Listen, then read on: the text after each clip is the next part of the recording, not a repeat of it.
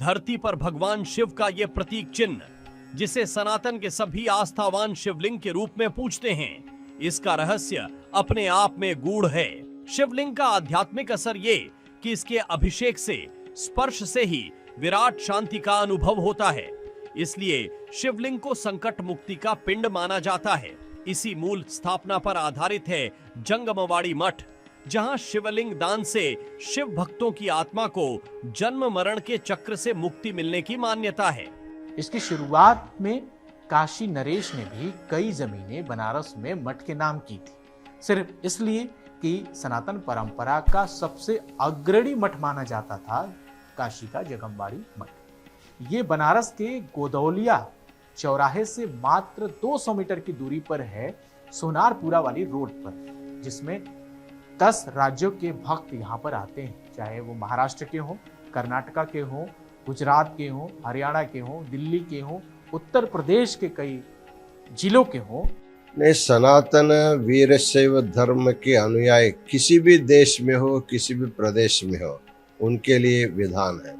इसलिए उसके लिए कोई निश्चित समय नहीं, जैसे पक्ष मास में पिंड, ऐसे कोई बात नहीं है।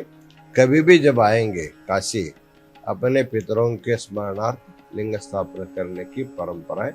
जब भी आएंगे 12 महीने उसको कर सकते हैं।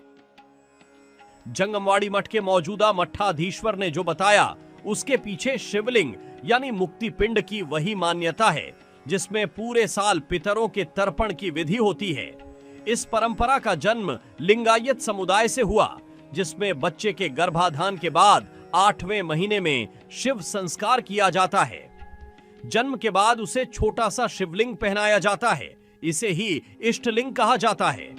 जीवन भर लिंग धारणा करके लिंग पूजा करते हुए लिंगांग सामरस्य को प्राप्त करके मुक्त हो जाता है, उसको पितृलोक नहीं, उनको मुक्ति मानी जाती है। इसलिए पितृलोक नहीं जाने के कारण उनको पिंडदान नहीं किया जाता है। उनके स्मरणार्थ एक लिंग स्थापना करने की परंपरा है।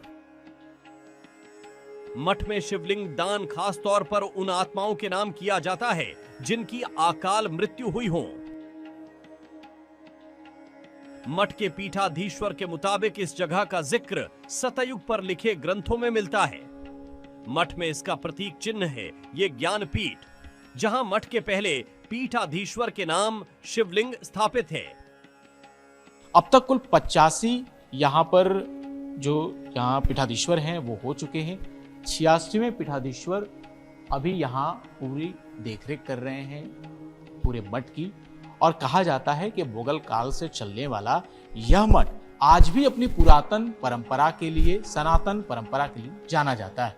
जो महर्षि दुर्वासा, जो क्रोध के अत्यंत प्रसिद्ध माने जाते हैं, उनको जगत गुरु विश्वकर्ण शिवाचार्य जी यहाँ बैठ करके पंचवर्ण सूत्र का उपदेश दिए थे।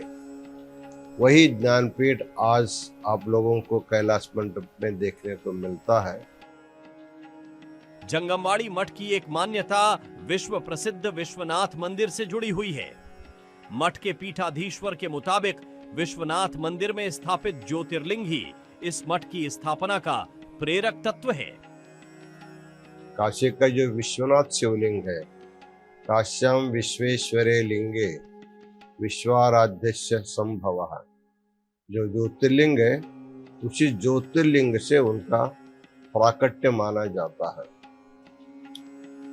यहाँ काशी को आनंद कानन कहते हैं और ये जंगम वाटिका है।